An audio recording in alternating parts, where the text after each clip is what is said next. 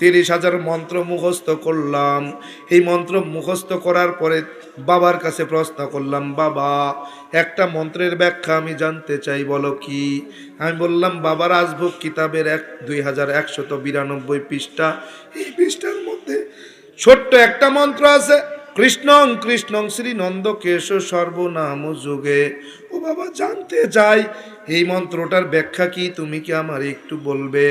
বাবা কয়, কেন? তুমি না ডক্টরেট করেছো, তুমি না পিএইচডি করেছো, তুমি না ডিগ্রি নিয়েছ, তাইলে তুমি তো ভালো জানো আমার থেকে। আমি বললাম, বাবা তুমি তো আমার মুরব্বী, তোমার কাছ থেকেই জানতে চাই, বলো। বলে, তুমি কি জানো তুমি সেইটা বলো, তুমি বলার পরে আমি তোমাকে বলবো। আমি বললাম, বাবা কৃষ্ণং কৃষ্ণং শ্রীনন্দ কেশ সর্বনাম যুগে। বাবা কয়, অর্থ কি বলো? আমি বললাম, বাবা ওই রাজভোগ কিতাবের এই মন্ত্রের ব্যাখ্যা মুরব্বীরা করেছেন, ঠাকুররা, পণ্ডিতরা, পুরোহিতরা করেছেন। ও বাবা, এখানে বলা হয়েছে কৃষ্ণং কৃষ্ণং শ্রীনন্দ কেশ সর্বনাম যুগে। যুগে যুগে যুগে যুগে কালে কালে অসংখ্য অবতার হয়ে দুনিয়ার জমিনে শত্রু বিনাশ করার জন্য অবতীর্ণ হয়েছেন ভগবান শ্রীকৃষ্ণ। আবার সমস্ত অবতারগণ ভগবান শ্রীকৃষ্ণকে ভগবান বলে মেনে নিয়েছেন। নাউজুবিল্লাহ বলেন। বাবা কয়, ঠিকই তো বলছে। আমি কি, প্রশ্নটা তো আমার এখানেই, বাইরে প্রশ্ন না, এই মন্ত্রের ব্যাখ্যার মধ্যেই আমার প্রশ্ন। বাবাই কয়, বলো কি তোমার প্রশ্ন? আমি বললাম, বাবা ভগবান শ্রীকৃষ্ণ যখন যুগে যুগে কালে কালে অবতার হয়ে দুনিয়ায় অবতরণ করেছিলেন, তখন এই অবতারগুলোকে কে পরিচালনা করেছেন? বাবা কয়, বুঝলাম না। আমি বললাম, বাবা মানুষের উপকারের জন্য যুগে যুগে ভগবান শ্রীকৃষ্ণ দুনিয়ার জমিনে অবতরণ করেছেন। মানুষের উপকার করতে গিয়ে ভগবান একবার সূর্য হয়েছেন, মানুষের উপকার করতে গিয়ে ভগবান একবার চাঁদ চন্দ্র হয়েছেন, ভগবান মানুষের উপকার করতে গিয়ে একবার পাহাড় হয়েছেন, পর্বত হয়েছেন, গাছ হয়েছেন, নদী হয়েছেন, মাছ হয়েছেন, আগুন হয়েছেন। সব ভগবান মানুষের কল্যাণের জন্য যুগে যুগে অবতার হয়েছেন। ও বাবা, জানতে চাই ভগবান যখন সূর্য হয়ে গেলেন, ওই সূর্যকে পরিচালনা করেছেন কে? ও বাবা, জানতে চাই ভগবান শ্রীকৃষ্ণ যখন আকাশের চাঁদ হয়েছেন, তখন এই চাঁদকে পরিচালনা করেছেন কে? ও বাবা, জানতে চাই ভগবান শ্রীকৃষ্ণ মানুষের উপকারের জন্য যখন আগুন হয়েছেন, তখন এই আগুন নিয়ন্ত্রণ করেছেন কে? কে? জোরে কোন? বাবা কয়, কেন ভগবান শ্রীকৃষ্ণ? আমি বললাম, ভগবান শ্রীকৃষ্ণ তো অবতরণ করলেন, অবতার হয়ে দুনিয়ার জমিনে থাকলেন, তো এই অবতারকে কে পরিচালনা করেছেন? কয়, তোমার কি মন্তব্য তুমি সেটা বলতে পারো? আমি বললাম, বাবা আমার মন্তব্য শুনো, যদি মন্তব্য শুনে ভুল প্রমাণ করতে পারো, আমি আজকে থেকে গবেষণা বন্ধ করে দেব। বাবা কয়, বলো। বললাম, বাবা সব অবতার হয়ে যখন দুনিয়ার জমিনে অবতরণ করেছেন, এই সমস্ত অবতারগণকে যিনি পরিচালনা করেছেন তিনি আর কেউ নন, তিনি হলেন মুসলমানদের আল্লাহ। আল্লাহ। বাবা কয়, কথা সত্য। কথা কি সত্য? দাদায় কয়, ঘটনা কি? বাবাই কেন সত্যতা প্রমাণ করলো? বাবাই কেন এটার উপরে সত্য বলে প্রমাণ করে দিল? আমি বললাম, দাদা বাবার সত্য বলার পিছনে একটা কারণ আছে। আমার বাবা যেমন তেমন বাবা নয়, আমার বাবা যেমন তেমন বাবা নয়। জিনাকে ওই ঠাকুরগাঁওয়ের জমিনে হিন্দু মানুষগুলো ভগবান নামে চেনে, তিনি কি সাধারণ কোনো মানুষ হতে পারেন? অনেক উপরের মানুষ, অনেক দামি, তাই না? দাম দিতে গিয়া আমার নবীর চাইতেও দামি? বাবাই কয় বলো, তারপর কি তোমার প্রশ্ন? আমি বললাম বাবা, বেদের মধ্যে, বেদ খুলে দেখেছি, বেদের মধ্যে একখানা মন্ত্র পেয়েছি। কয় একখান না, বেদে তো অসংখ্য অগণিত মন্ত্র। আমি বললাম একটা মন্ত্রের ব্যাখ্যা জানতে চাই, বলো। বাবা কয় কি বলো? আমি বললাম ইদাং ইসলানাং অসাং ইল্লাল্লাহ। বাবা কয় ব্যাখ্যা বলো। আমি বললাম সৃষ্টিকর্তার পছন্দের ধর্মের নাম হলো ইসলাম। বাবাই কয় ঠিক বলেছ। আমাকে বাবা গবেষণা করার কালে আমি কোরআন পড়ে দেখেছি, কোরআনের অর্থও করে দেখেছি। বাবা কয় আমিও কোরআন পড়তে পারি, আমিও কোরআনের অর্থ জানি। আমি বললাম বাবা এবার বলেন, আল্লাহ পাক রব্বুল আলামিন কোরআনুল কারীমের মধ্যে বয়ান করে দিয়েছেন ইন্নাদ দীনা ইনদাল্লাহিল ইসলাম। আমার আল্লাহ ডাক দিয়া কয় নিশ্চয় দুনিয়ার জমিনে যদি সত্য কোনো ধর্ম থাকে, আমি আল্লাহর পছন্দের কোনো জীবন বিধান দিন থাকে, সেটার নাম খ্রিস্টানিজম নয়, হিন্দুইজম নয়, বুদ্ধিজম নয়, সেটার নাম হলো ইসলাম। ঠিক কিনা? সেটার নাম কি? ইসলাম।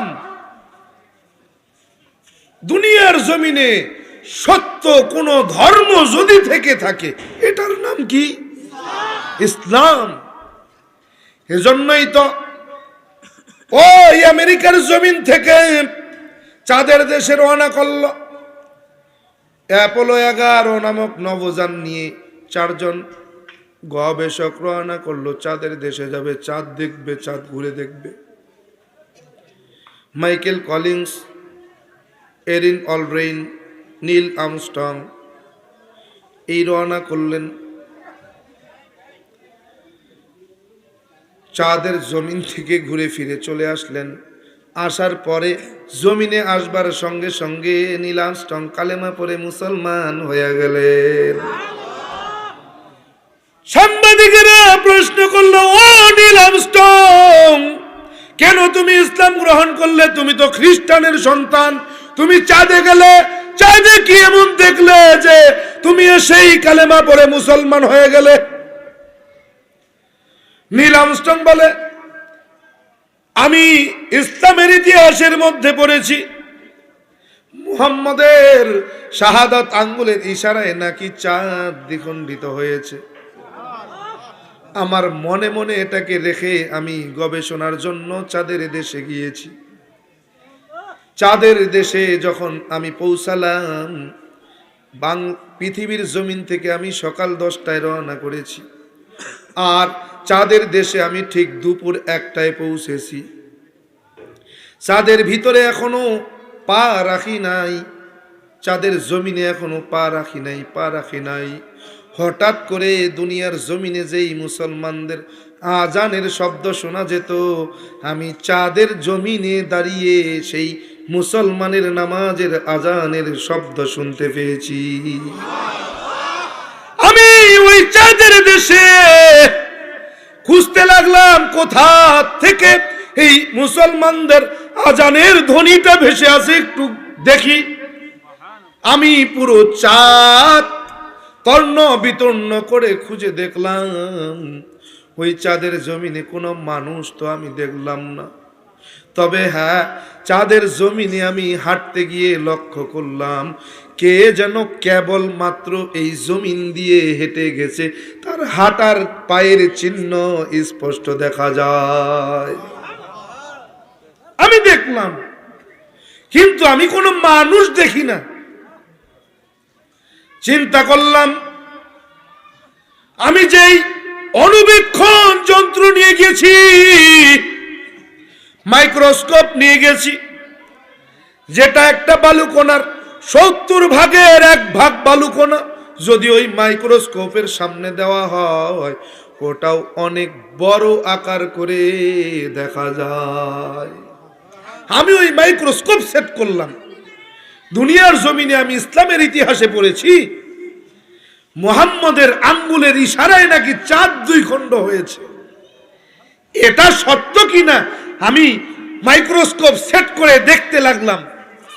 এক পর্যায়ে দেখি চাঁদের ঠিক মাঝামাঝি 2 খণ্ড হওয়ার যে দাগ, 2 খণ্ডের যে দাগ আমি স্পষ্ট সেটাকে দেখতে পেলাম। জোরে কোন সুবহানাল্লাহ। দুনিয়ার জমিনে আমি শুনে এসেছি মুহাম্মাদের শাহাদত আঙ্গুলের ইশারায় চাঁদ দ্বিখণ্ডিত হয়েছে, আমি নিজের চোখে তা দেখেছি। যদি তাই হয় তাহলে দুনিয়ার জমিনে আর কোনো ধর্মই থাকতে পারে না, সত্য ধর্ম হতে পারে না। দুনিয়ার জমিনে যদি সত্য কোনো ধর্ম থাকে সেটার নাম হলো ইসলাম। আল্লাহু আকবার। সেটার নাম কি? বাবাই কয় রে বাবা, শুনেছি ভারতের জমিনের শিব শঙ্কর সৌরভজি অনেক বড় স্কলার ছিলেন, অনেক বড় ধর্ম গুরু ছিলেন, যিনি ভারতের জমিনে 7টা তীর্থস্থানের ভগবান ছিলেন, তাকে ভগবান নামে চিনত। ওই শিব শঙ্কর সৌরভজি একদিন কালেমা লা ইলাহা ইল্লাল্লাহর ভুল বের করতে গিয়েছে। ভুল, এইটা সঠিক নয়, আল্লাহ আরো আছে, আল্লাহ আরো আছে। গবেষণা করতে গিয়ে ওই শিব শঙ্কর সৌরভজি দেখলেন না না, দুনিয়ার জমিনে আল্লাহ যদি থাকে তিনি এক এবং অদ্বিতীয়, তিনি মুসলমানদের আল্লাহ। আল্লাহ দ্বিতীয় নাই, আল্লাহ একজনই। তিনি কে? তিনি আমার আল্লাহ। রাত্রেবেলা ঘুমায় গেলেন। বাবা কয়, বাবা শুনেছি রাত্রে ঘুমের ঘরে স্বপ্ন দেখেছেন আখিরি জামানার নবী মুহাম্মদ তার সামনে এসে হাজির হয়েছেন। শিব শঙ্কর সৌরভজি মানে দাঁড়ানোর জায়গাও নাই, বসার জায়গা নাই, একটু আগানো যাবে ইনশাআল্লাহ। ঘুমের মধ্যে দেখেন আখিরি জামানার পয়গম্বর মুহাম্মদ হাজির। পয়গম্বর এসে বলে, ও সৌরভ জি, তুমি আর কতদিন ভুল পথে চলবে? তুমি আর কতদিন এই ভুল রাস্তায় চলবে? তোমার কি এখনো ভুল ভাঙবে না? আর কতদিন তুমি ভুল রাস্তায় চলবে? এখনো সময় আছে, এখনো সময় আছে। এই দুনিয়া থাকবে না, তুমিও থাকবে না। দুনিয়া থেকে এমন কিছু নিয়ে রওনা করো যেন পরকালে ভালো থাকতে পারো। স্বপ্ন দেখেছেন, ভেবেছেন কি দেখলাম? একটু বিবির কাছে গিয়ে বলি। সকাল হয়েছে, বিবির কাছে রওনা করেছে বিবি আমার। ঘুমের মধ্যে আমি স্বপ্ন দেখেছি, একটু শুনবা নাকি? কয় বিবি কয়, আমিও তো স্বপ্ন দেখেছি। আমার স্বপ্নের কথা বলার জন্য আমিও তো রওনা হয়েছি। কি আপনি স্বপ্ন দেখলেন? মেয়ে কয়, বাবা আমিও স্বপ্ন দেখেছি, স্বপ্নের কথাই বলার জন্য আমিও দৌড়াচ্ছি। 3 জন স্বপ্নের ব্যাখ্যা, 3 জন স্বপ্নের বয়ান করবেন। কি দেখলেন স্বপ্নের মধ্যে? শিবশঙ্কর সৌরভজি বলে, ঘুমের মধ্যে দেখলাম মুসলমানদের নবী মুহাম্মদ আমার সামনে হাজির। বিবি কয়, ও স্বামী আমার, আমিও তো একই স্বপ্ন দেখেছি। মুহাম্মদ মুসলমানদের নবী আমার সামনে হাজির। মেয়ে ডাক দিয়ে কয়, ও মা, ও আমার বাবা, আমিও তো ঘুমের মধ্যে এই স্বপ্ন দেখেছি, মুসলমানদের নবী মুহাম্মদ আমার সামনে হাজির। কি স্বপ্ন দেখেছো? এবার স্বপ্নের বয়ান করতে গিয়ে কয়, একই স্বপ্ন আমরা 3 জন দেখলাম, কারণ কি? কি ঘটনা ঘটলো?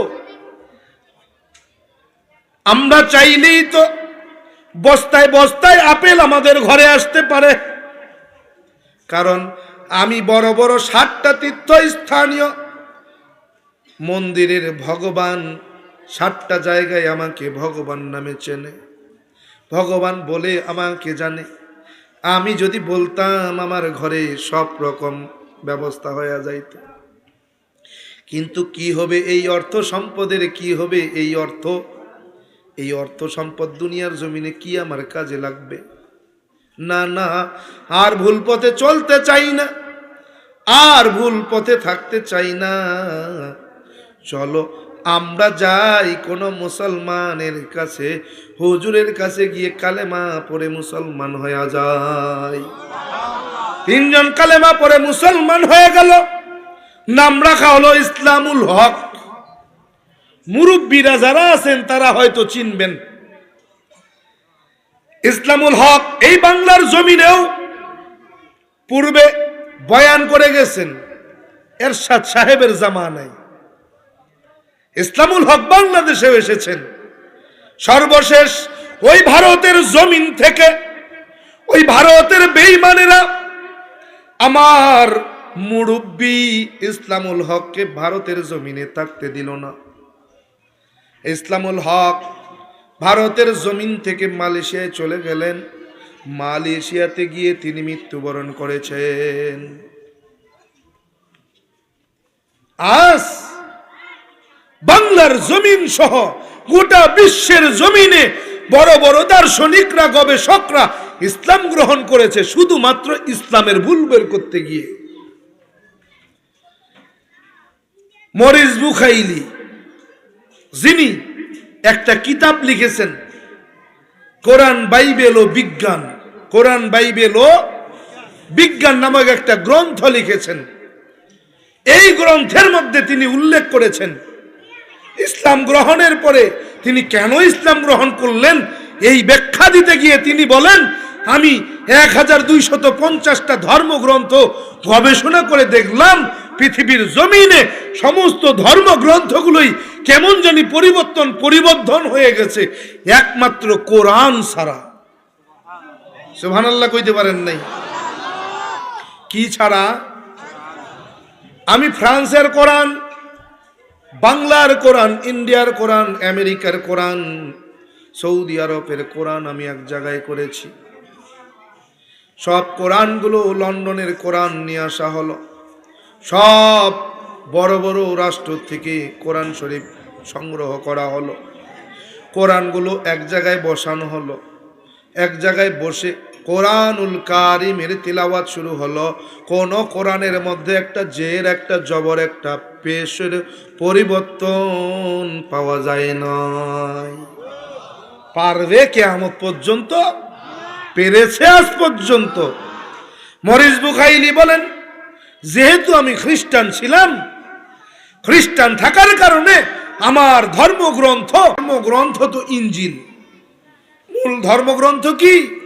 ইনজিল, যা হিব্রু ভাষায় লিখিত। কি ভাষা? হিব্রু ভাষা। এই হিব্রু ভাষার পণ্ডিত খ্রিস্টানদের মধ্যে 1,00,000-এর মধ্যে একজনও আছে কিনা সন্দেহ। আল্লাহ পাক রব্বুল আলামিন হিব্রু ভাষার উপরে ডক্টরেট করার সুযোগ দিয়েছেন। ইনজিলটাকে শুরু থেকে শেষ পর্যন্ত পড়ার সুযোগ দিয়েছেন। খ্রিস্টানদের বাইবেল, ইনজিল নামক ধর্মগ্রন্থ ওই খ্রিস্টানেরা ইংরেজিতে লিখে বাইবেল নামকরণ করল।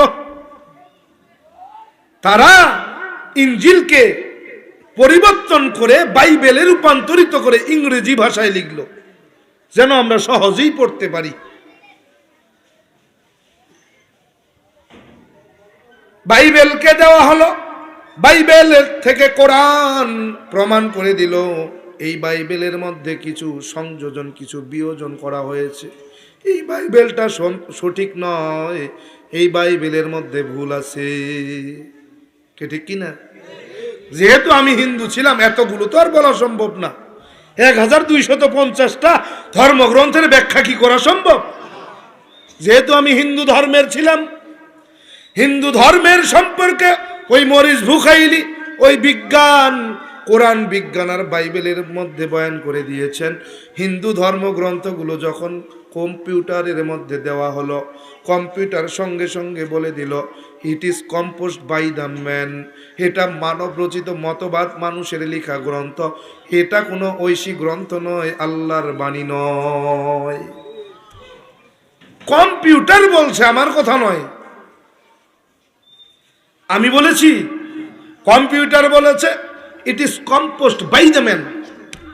এটা মানুষের লিখা একটা গ্রন্থ, এটা কোনো ঐশী বাণী, সৃষ্টিকর্তার বাণী নয়, এটা মানুষ লিখেছে। কে লিখেছে? এই বেদের লেখককে ব্যাসদেব। কে মনে থাকবে? ব্যাসদেব, যিনি বেদ লিখেছেন, আমাদের কোরআন লিখেছেন। এরকম কোন ব্যক্তির নাম আছে? লেখককে, লেখকের নাম আছে? এটার লেখক স্বয়ং আল্লাহ। কে? আল্লাহ। এটা সর্বপ্রথম লিখেছেন আল্লাহ, পাঠিয়েছেন দুনিয়ার জমিনে সর্বশেষ।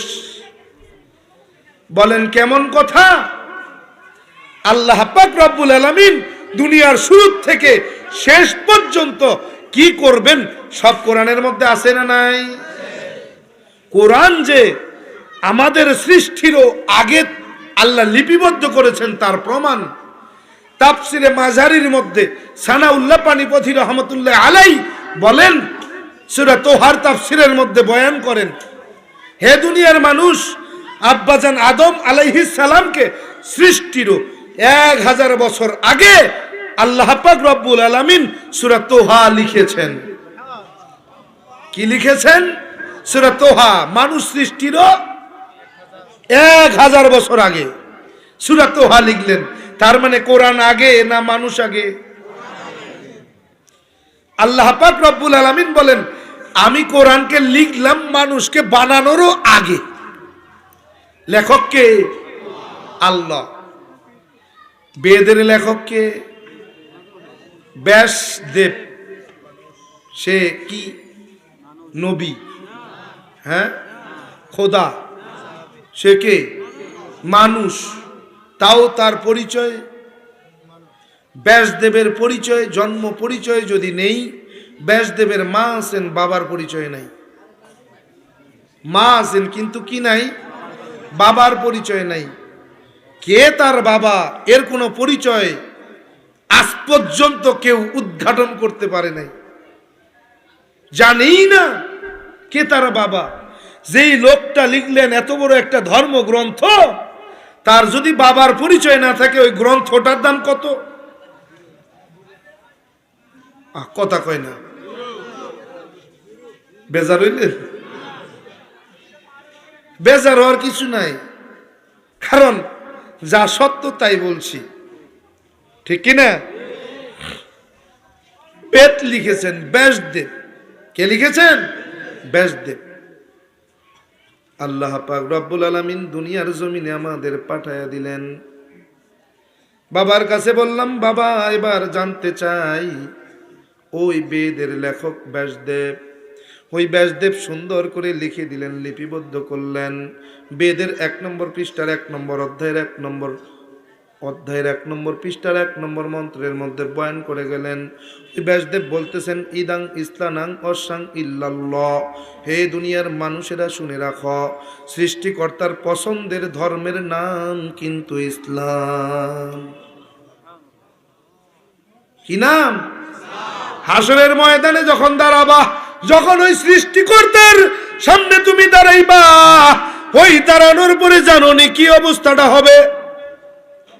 আল্লাহ পাক রব্বুল আলামিন কোরআনুল কারীমের মধ্যে সুন্দর করে জানিয়ে দিয়েছেন, ওয়া মাই ইয়াবতাগি গায়রাল ইসলামি দীনা ফালাই ইউকবালা মিন। আল্লাহ পাক রব্বুল আলামিন কয়, হাসরের মাঠ যখন কায়েম হয়ে যাবে, যখন মানুষগুলো ইয়া নাফসি করবে, শুধু মানুষ নয় পয়গম্বরেরা পর্যন্ত ইয়া নাফসি বলতে থাকবে। যেই সময় একমাত্র আমার দোস্ত আমার হাবিব সিজদায় পড়ে ইয়া উম্মতি বলবে, যেই সময় মানুষগুলো সিঁড়ি ছুটাছুটি করবে, সন্তান বাবা মায়ের কাছে, বাবা মা সন্তানের কাছে দৌড়াবে, যখন স্বামী স্ত্রীর কাছে দৌড়াবে, স্ত্রী স্বামীর কাছে দৌড়াবে। যখন কাউকে একটা নেকি দিয়ে কেউ সাহায্য করবে না, যখন কেউ কাউকে পরিচয় দিতে সাহস পাবে না, ওই সময় আমি আল্লাহ পাক রব্বুল আলামিন যখন আমার কাঠগড়ায় দাঁড় করাবো, আমি আল্লাহ পাক রব্বুল আলামিন যখন গোলামের কাছ থেকে হিসাব নিকাশ নেব, ওই হিসাব নিকাশের দিনে ইসলাম জীবন বিধান ছাড়া অন্য কোনো জীবন বিধানের হিসাব আমি আল্লাহ নেব না। কি অবস্থাটা হবে বুঝছো? খেয়াল করছো কখনো? তুমি তো মনে করছো স্বর্গে যায় বইয়ে রইছো, মরে গেলে এই স্বর্গে কি? মরার পরে কয় পুরাইয়া করে দিছি, সাই চলে গেছে স্বর্গে। মরার পর পুরাইয়া করলো সাই, উড়াইয়া দিলাম তাই চলে গেল স্বর্গে। তাই কই গেছে? স্বর্গে। সেজন্য মানুষ মারা যাওয়ার পরে পোড়ানোর পরে ওই পোড়ানোর জায়গায় একটা মন্দির বানায়া দেয়, লিখে স্বর্গীয় অমুক চক্রবর্তী। কি স্বর্গীয়? কই গেছে? স্বর্গে গেছে। তুই বেটা দলিল দেওয়ার কে? তুই স্বর্গ দেওয়ার কে? এই দুনিয়ার জমিনে আল্লাহ পাক রব্বুল আলামিন 10 জন সাহাবীর নামে জান্নাতের টিকিট পাঠিয়েছেন, এছাড়া আর কেউ না। আর তুমি মরার পরে ফুরাইয়া দিয়া কও স্বর্গে চলে গেছে। কি ঠিক কি না? তোর কপালে জুতার বাড়ির অভাব নাই, অপেক্ষা কর জুতার বাড়ির জন্য। মনে করছো কি তোর আযাব তো শুরু হইলো আগুন দিয়া? তোর আযাব শুরু কি দিয়া? আগুন দিয়া শুরু হইছে। তুই জ্বলবি কিয়ামত পর্যন্ত, এরপরে কিয়ামত হয়ে যাবে, হাসরের ময়দানে দাঁড়াবি, দাঁড়ানোর আগে তোরে জাহান্নামে দেবে, আবারও সেই আগুন। ভাবছো কি আগুন থেকে বাইচে গেছো, ফুরাইয়া দিছি, এই আগুনই শেষ আগুন, আর আগুনে জ্বলা লাগবে না, এবার সঙ্গে সঙ্গে স্বর্গে। মনে করছো যে পুরাইলেই স্বর্গে যাওয়া যায়? তত্র কমহ কশক একত্ব মনুপশ্চাৎ। তুমি যদি স্বর্গে যেতেই চাও, দুনিয়াতে শান্তি আর পরকালে যদি মুক্তি পেতে চাও, সৃষ্টিকর্তা এক, আল্লাহকে মেনে নাও। সৃষ্টিকর্তা কয়জন? আল্লাহকে মেনে নাও, তাইলে তুমি স্বর্গে যাইতে পারবা। তাইলে কি স্বর্গে যাইতে পারবা? আল্লাহ কয়জন রে মাইনা? 12 মাসে 13 জন, 33 কোটি দেব দেবী, তুলসীর গাছের তলায় 64 কোটি ভগবান।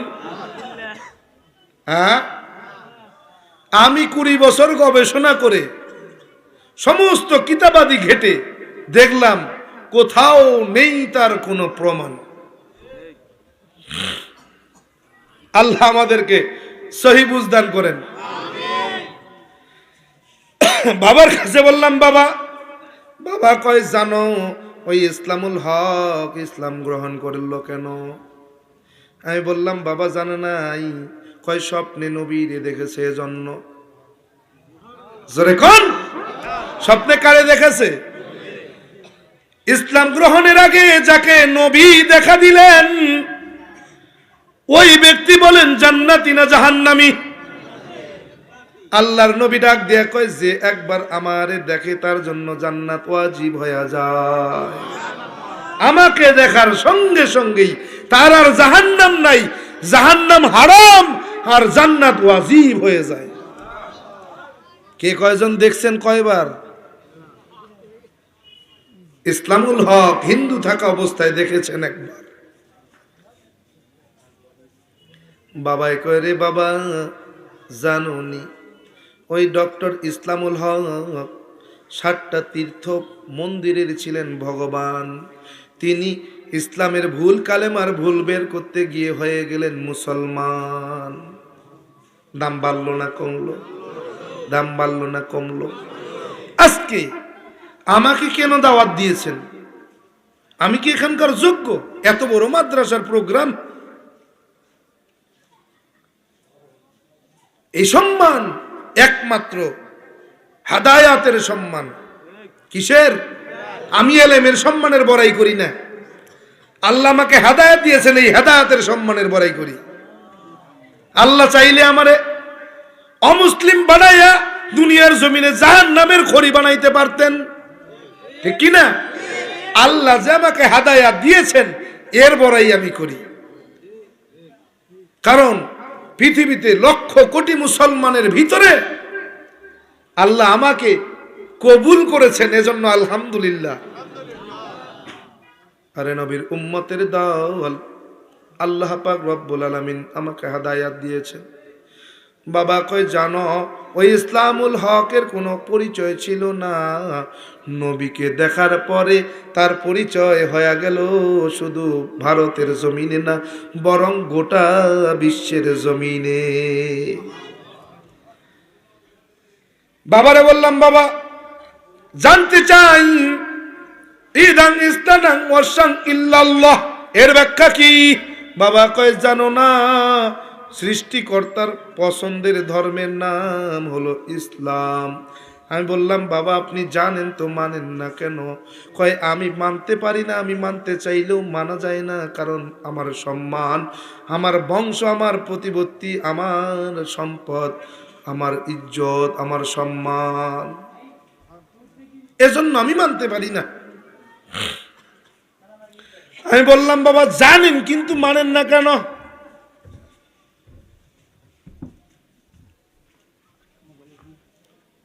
সময় কিন্তু সংক্ষেপ, আমি আগেই বলছি, আমার জীবনী বলার চেষ্টা করি না, এজন্য সময় লাগে। সব দিক গুছায় নিয়ে এসে তারপরে বলতে হয়। এরে নবীর উম্মতের দল, যদি ইসলাম গ্রহণ করি আপনার মতামত কি? বাবা কয়, বাবা তোমাকে আমি ধর্মের উপরে ডিগ্রি নিয়েছি, ধর্মের উপরে ডিগ্রি অর্জন করেছো, বাবা তুমি যদি মনে করো ইসলাম সত্য, আমি বাবার আপত্তি নাই।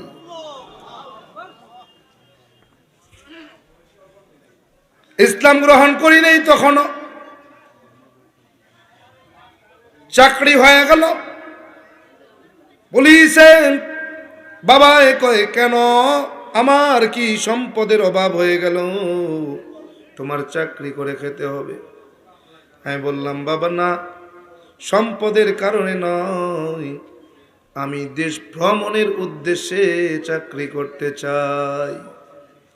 আমি দেশকে গবেষণা করে দেখতে চাই, সফর করে দেশের সমস্ত জায়গায় গিয়ে গিয়ে দেখতে চাই যে আল্লাহ কি দুনিয়ার জমিনে পাঠিয়েছেন, কি সুন্দর করে দুনিয়াটাকে আল্লাহ সাজিয়েছেন, এটা আমি একটু দেখতে চাই। বাবা কয় ঠিক আছে যাও। পুলিশে আসলাম, 6 মাস চাকরি হয়েছে, মোটে 6 মাস। 6 মাসের পরে আজকে কি বার? আল্লাহু আকবার, আজকে সেই রাত, আমার ইসলাম গ্রহণের সূচনার রাত। বৃহস্পতিবার রাত্রে ঘুমিয়ে গেলাম। আমার ডিপার্টমেন্টে সবাই জানতো আমি একটু গবেষণা করি, ধর্মগ্রন্থ নিয়ে আমি একটু গবেষণা করি, এটা আমার ডিপার্টমেন্টে জানতো। রাত্রেবেলা গভীর রাত্রিতে জেগে জেগে স্টাডি করেছি, বই পড়েছি, কিতাবাদি পড়েছি। রাত্রেবেলা ঘুমিয়ে গেলাম, ফজরের আজান হয়েছে, আমি স্পষ্ট ফজরের আজান কানে শুনেছি। হঠাৎ করে আজানের পরে ঘুমিয়ে গেলাম, আর কোনো খোঁজ নাই। হঠাৎ করে একজন এসে বলে, ও রামচন্দ্র। কি নাম? রামচন্দ্র, তুমি কি এখনো ঘুমিয়ে থাকবে নাকি? ওই দিকে ফজরের আজান দিয়েছে, কানে কি শুনো নাই? নামাজের সময় হয়েছে, ওঠো। আমি বললাম, রে ভাই, কে তুমি আমাকে নামাজের জন্য ডেকেছ? তুমি কি জানো না আমি হিন্দু, আমার জন্য কোনো নামাজ নাই? ওই ব্যক্তি, প্রথম ব্যক্তি চলে গেলেন। কিছুক্ষণ পরে দ্বিতীয় ব্যক্তি এসে ডাক দিলেন, ও রামচন্দ্র, এখনো কি ঘুমাবা নাকি? এখনো কি ঘুমাবা? আজান হয়েছে, নামাজের সময় হয়ে গিয়েছে। নামাজের সময় হয়ে গিয়েছে, ঘুমাও, এখন আর ঘুমানো যাবে না, ওঠো তাড়াতাড়ি চলো। আমি বললাম, ভাই আমি তো মুসলিম হিন্দুর সন্তান, আমার তো নামাজ নাই। দ্বিতীয় ব্যক্তিও চলে গেলেন, তৃতীয় ব্যক্তি আসলেন, তৃতীয় ব্যক্তি এসে একই ডাক দিলেন, ও রামচন্দ্র উঠো, চলো নামাজের সময় হয়ে গিয়েছে, আর ঘুমানো যাবে না, চলো নামাজে যাই। আমি বললাম, কি ব্যাপার, তোমরা কারা? আমি তো আমার রুমে একা ঘুমিয়েছি, কে তোমরা? বলে, রে ভাই, আমরা কে তা জানার দরকার নাই, তাড়াতাড়ি চলো। আমি বললাম, না, তোমরা যাও। চতুর্থ ব্যক্তি আসলেন, চতুর্থ ব্যক্তি এসে একই ডাক দিলেন, ও রামচন্দ্র, আর কি ঘুমাবা? এখনো কি ঘুমাবা? ঘুম ভাঙবে না? আমি বললাম, না না, আমি তো হিন্দুর সন্তান, ব্রাহ্মণের সন্তান, আমার নামাজ নাই, আপনি চলে যান, আমি যাব না। চতুর্থ ব্যক্তি এই কথা শোনার পরেও গেলেন না। আমার স্পষ্ট মনে পড়ে, আমার হাতের এই জায়গাটাই ধরেছেন, ধরে টান দিয়ে উঠিয়ে বসিয়ে দিয়েছেন। আমি উঠে বসলাম, তাকায় চেহারা দেখলাম, বলতেছে, এখনো কি ঘুমাবা? এখনো কি ঘুমানোর সময় আছে? আর সময় নাই, নামাজের সময় হয়েছে, চলো নামাজে যাই। আমি বললাম, আমি হিন্দু মানুষ, আর আমি জানি নামাজ পড়তে গেলে তো অজুর দরকার, আমি তো অজুও জানি না। চলো তোমার একটু অজু শিখাইয়া দেই। আমাকে অজু শিখাইলেন, অজু করাইলেন। তিনি নিজে ইমাম হয়ে ইমামতি করলেন, তিনি নামাজের ইমামতি করলেন। ফজরের নামাজ আমার মনে পড়ে, 2 রাকাত নামাজ 32 মিনিট সময় নিয়ে তিনি শেষ করেছেন। সালাম ফিরালেন, নামাজ শেষ হলো। এত বড় মসজিদ আল্লাহ পাক রব্বুল আলামিন বাংলার জমিন সহ বিদেশের জমিনে সফর করিয়েছেন, এখন পর্যন্ত এত বড় মসজিদ আমার নজরে পড়ে নাই। নামাজ শেষ হয়ে গেল, সালাম ফিরালো। হঠাৎ করে মসজিদের মাইকে তখন বলেন, ফজরের জামাতের আর মাত্র 10 মিনিট সময় বাকি। কত? 10 মিনিট সময় বাকি। আমি বললাম, আমি যে কেবল নামাজ পড়লাম, তো এখনো নামাজের সময় হয় নাই, এখনো 10 মিনিট বাকি। কে আমাকে নামাজ পড়াইলো? কোথায় নামাজ পড়লাম? চিন্তা ঢুকে গেল, কে এসে? উঠে আর ঘুম হলো না। ফজরের নামাজ, শুক্রবারের ফজর, মসজিদের দরজার সামনে দাঁড়িয়ে থাকলাম। এই স্বপ্নের ব্যাখ্যা জানা দরকার, কি জন্য আমি এই স্বপ্ন দেখলাম, আমি কেনই বা নামাজ আদায় করলাম। আল্লাহর কুতুব, আল্লাহর ওলি, ব্ল্যাক ডায়মন্ড, কালো মানুষ, আল্লাহর কুতুব চরমনের জমিনে শুয়ে রয়েছেন। আল্লাহর কুতুবের অপেক্ষায় থাকলাম। আল্লাহর কুতুব মসজিদ থেকে বের হয়ে গেলেন। বললাম, হুজুর, আমার একটু প্রশ্ন ছিল, আপনি কি আমার একটু সময় দেবেন? কয়, বাবা বলো। আমি বললাম, হুজুর, আমি একটা স্বপ্ন দেখেছি, স্বপ্নের ব্যাখ্যাটা জানতে চাই। হুজুর বলে, বাবা বলো, কি স্বপ্ন তুমি দেখেছো? আমি বললাম, হুজুর, আমি স্বপ্নে দেখলাম এক এক করে 3 ব্যক্তি আমাকে এসে ডাক দিয়ে নামাজের তালকিন করে গেল। চতুর্থ ব্যক্তি এসে আমাকে নামাজের তালকিনি শুধু দেন নাই, তিনি আমাকে নিয়ে নামাজ আদায় করে এলেন। তিনি ইমাম হয়ে আমাকে মুক্তাদি বানিয়ে অসংখ্য মুসল্লি নিয়ে নামাজ আদায় করলেন। কয়, বাবা তুমি হিন্দু মানুষ, তুমি নামাজ আদায় করেছো, তুমি কি অজু করেছো নাকি? আমি কই, হ্যাঁ অজু করেছি। কয়, কিভাবে অজু করেছো? আমি বললাম, যিনি ইমামতি করেছেন, সর্বশেষ চতুর্থ ব্যক্তি আমাকে ডেকে অজু শিখিয়েছেন। কয়, অজুর কথা মনে আছে? ওকে, হ্যাঁ। কয়, চলো অজুখানায় যাই। অজুখানায় যাবার পর কয়, অজু করে দেখাও। সুন্দরভাবে অজু করে হুজুরের দেখাইয়া দিলাম। হুজুর কয়, ঠিক আছে চলো। সামনে আসার পরে বলে, বাবারে, তুমি কি ওই ব্যক্তিকে দেখেছো, ওই ব্যক্তির চেহারা দেখেছো, বলতে পারবে, বর্ণনা করতে পারবে? আমি কই হ্যাঁ আমি স্পষ্ট দেখেছি। কয় বলো। আমি বললাম হুজুর কিভাবে বর্ণনা করব? কয় বলো ওই ব্যক্তিটা কেমন, উঁচু নাকি বেটে, খাটো না লম্বা, একটু বলো, বর্ণনা দাও। আমি বললাম হুজুর ওই ব্যক্তিটা খুব বেশি লম্বাও না, খুব বেশি বেটেও না, ব্যক্তিটা ছিল মাঝারি সাইজের, খুব উঁচুও না খুব নিচুও না, মাঝারি সাইজ। কয় বাবা তার পরনের লিবাসের, সিরাতের, সুরতের ঘটনার বর্ণনা মনে আছে নাকি? ওকে হ্যাঁ কেন থাকবে না। আমি বললাম হুজুর ওই ব্যক্তিটা যখন আমাকে ডেকেছে আমি দেখেছি মাথার মধ্যে সাদা পাগড়ি, মুখে লম্বা দাড়ি, আর পরনে লম্বা জামা পরা। কয় বাবা দাড়িগুলোর বর্ণনা কি তুমি একটু বলবে নাকি? আমি বললাম হুজুর আমি তাকিয়ে দেখেছি ওই ব্যক্তির মুখের দাড়িগুলো কেমন জানি কোকড়ানো কোকড়ানো কালো, এত কালো দাড়ি আজ পর্যন্ত আমার নজরে পড়ে নাই। কয় বাবা আরে বলো চুলের কি অবস্থা, চুলের হালত কি? আমি বললাম চুলগুলো কেমন জানি কোকড়ানো কোকড়ানো। বলে বাবা চেহারা কি তুমি দেখেছো, বলতে পারবে, বর্ণনা করতে পারবে? আমি বললাম হ্যাঁ। হুজুর কয় বলো চেহারা দেখতে কেমন ছিল, কার মতো ছিল? আমি বললাম হুজুর দুনিয়ার জমিনে শুনেছি চাঁদের থেকে সুন্দর আর কিছুই হতে পারে না। হুজুর গো আমি ওই ব্যক্তির চেহারার দিকে তাকিয়েছি, চাঁদেরও কলঙ্ক আছে শুনেছি, কিন্তু হুজুর ওই ব্যক্তির চেহারা যখন আমি দেখেছি ওই ব্যক্তির চেহারার মধ্যে কোনো কলঙ্ক নাই, ওই ঘর আলোকিত হয়ে গিয়েছে। হুজুর আমাকে জড়িয়ে ধরে কান্না শুরু করলেন। বলে বাবারে তুমি কত বড় ভাগ্যবান জানোনি? আমি বললাম হুজুর কেন?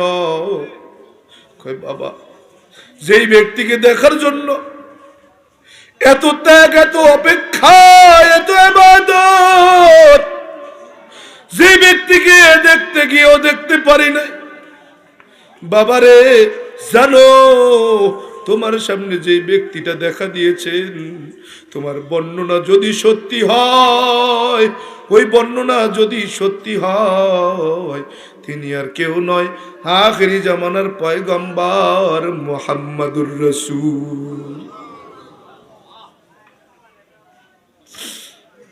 হুজুর বলে বাবা কি এখন তোমার মতামত কি, তোমার মন্তব্য বলো। আমি বললাম হুজুর এই স্বপ্নের ব্যাখ্যা বলেন, কি আমার করণীয়?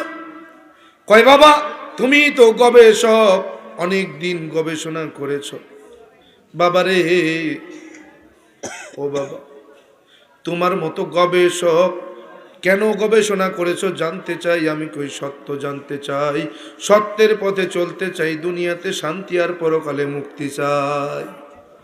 কয় যদি তোমার চাওয়া এটাই হয় তাহলে শোনো, তিনি তোমাকে সেই দিক নির্দেশনা দিয়ে গিয়েছেন, যিনি দিক নির্দেশনা দিয়েছেন, যেই ধর্মের মধ্যে, যেই জীবন বিধানের মধ্যে নামাজ আছে সেটাই সত্য ধর্ম।